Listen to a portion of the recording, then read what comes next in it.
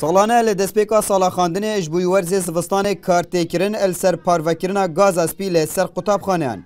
لیتانه هاجی گلک قطابخانه ده بی گازن و بهر خویا گاز ور نگرتیه. اوشی ده دمک ده که ورز زوستان دست بکریو روش بروژه سرما دجوارتر دبید.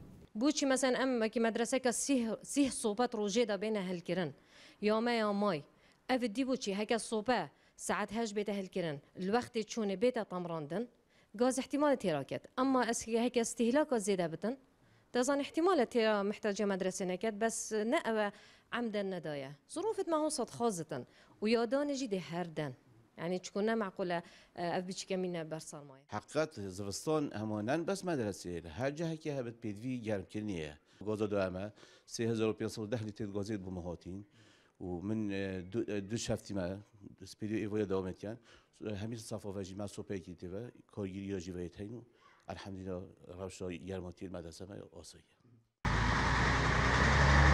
عربه بریا پرورده گشتیشی لپارزگاه دوگ دبیجتن جبر کو رازیبون لسر دانا گازه اجبوی قطابخانه گیرو بویو لو ما تانا آجی همی قطابخانه بهر خویا گازه ور نگرتیه. نشید ما به هفته که یان دو هفته داد بید سانهی نبید 2616 قطابخانه چند روزه کدا گاز بگهیت همیا لو ما نهو یا بردوام روزانه تتبلاف کردن نهو افروجیات تتبلاف کردن السنوری بان زوربای پروردن ما بیت اندک قطابخانه حتی نو که هشتا نگهش بیتش وی تاخیب و تاخه یانش و ناحیه بو ناحیه هشتا نگهش بیت همیا لیا بردوام و چند روز دهاتی ده همی قطابخانه دیورگیرن.